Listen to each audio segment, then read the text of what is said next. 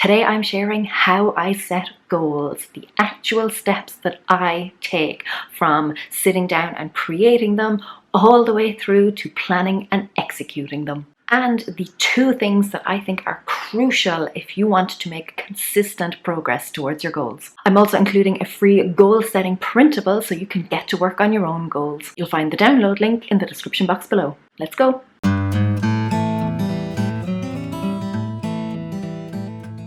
Hi guys, it's Laura from How to Get Your Shit Together, and I help people get organized, get motivated, and smash their goals. If you are ready to do that, then you won't want to miss out on any of my videos, so hit that subscribe button below if you haven't already. It looks like this, and you will find it down there. And now, on with the show.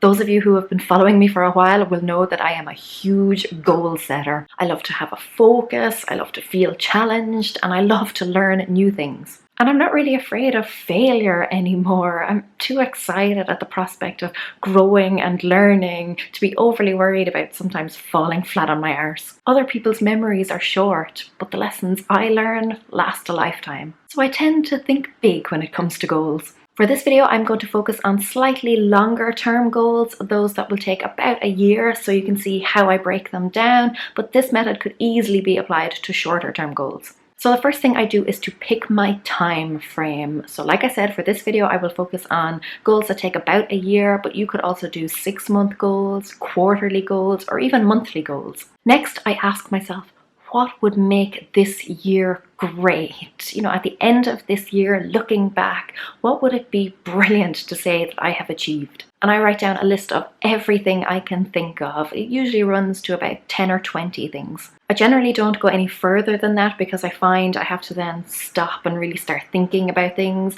And if I have to do that, then it's probably not something I'm overly excited about. You know, it's probably not something that sets my soul on fire. And now is not the time for editing or being realistic. Now is the time for flights of fancy. Think big. There are no gold stars for aiming low this early on in the process. This is just for you, so write down whatever's in your heart. Next, I go back through my list and I ask myself which ones I am genuinely willing to dedicate time and energy to, which ones I really want to make a reality in my life. Because very often it's not about how much you want something, it's about how much you're willing to sacrifice to get it. So if there's something on my list that sounds lovely, but I'm not really willing to sacrifice sleep for it, then I ditch it. There is very little I am willing to sacrifice sleep for. So when I write down my goals, I make sure that they are damn good before I commit to them. One thing I don't do is to limit myself to numbers. So I don't think, oh, 3 top goals or 5 goals or some arbitrary number. I write down the things that I really want to achieve, whether that be one massive goal or 20 smaller goals. For 2017, I have set myself 12 goals, and I would say that they're all pretty much medium to big. Then I go through each one in turn and I ask myself if honestly I feel it's something that I can achieve within the year. If it is, great. If it's not, I don't discard it, I just break it down into a slightly smaller step. So for example, one of my kind of bucket list items is to write and publish a book. But I know that doing that in the space of a year, when I have absolutely no experience, no understanding of how that industry works, when I have other obligations and responsibilities, etc., that's probably pushing it, it's a little stretching it just a bit. So I have settled on writing a first draft. So don't discount something because you don't think it's realistic. You know, sit down and think of how you can make it realistic. If it's something you truly want, you'll find a way. Once I've decided on the ones that I am sticking with, I break them down into months. Sometimes this will be pretty easy. So for example, one of my goals for this year is to read at least 50 books. So I know that broken down by month, I have to be reading a little over 4 books a month. But then there are other goals like being more mindful, being healthier, living a more natural life. Those things aren't quite as easy to break down. So what I do here is I come up with different ways that I could achieve each one. So for living a more natural life, I chose things like giving up shampoo, using the clothes horse more than I use the dryer, meal planning so I can cut down on food wastage, walking, using public transport instead of driving, etc. And then each month I focus on a new thing that I can do to get me closer to my goal. So I said at the outset that there are two crucial things that you should do if you want to make progress on your goals. First is to write them down with a deadline. Put it in black and white. Commit to it on paper, and you'll find that it's easier to commit to it in your life. So I've already shared exactly how I do that.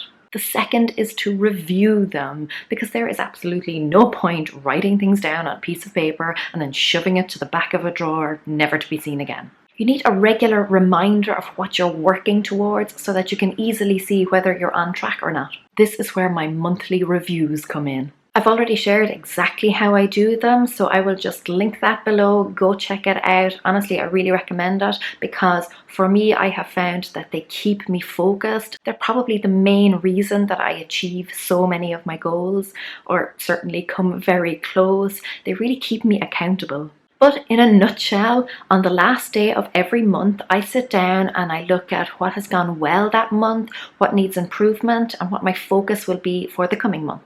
But even though it is a monthly process, I review it every single week.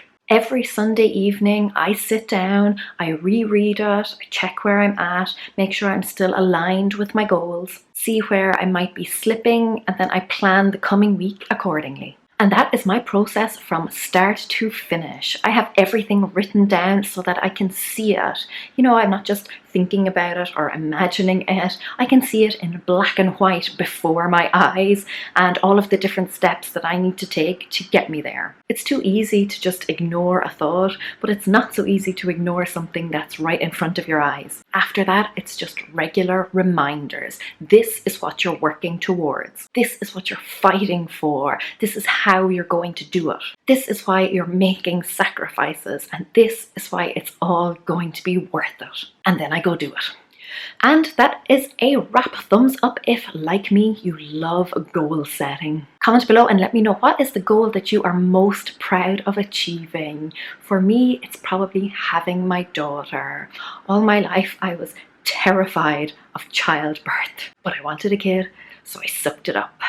It wasn't pretty, and I don't think I will ever be doing it again, but I did it, and I'm proud of myself. Don't forget to collect your free printable so that you can set and break down your goals. Remember how important just writing them down can be, and then all you have to do is stick it up somewhere that you can see it and then review it on a regular basis. No excuses. And I will also link some of my other videos below about goal setting and goal achieving, so go check those out too. And don't forget to subscribe to the channel if you haven't already, because I upload new videos every single Thursday with simple, practical advice to help you get your shit together.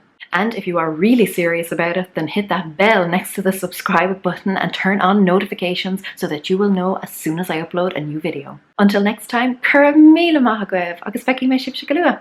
Slán.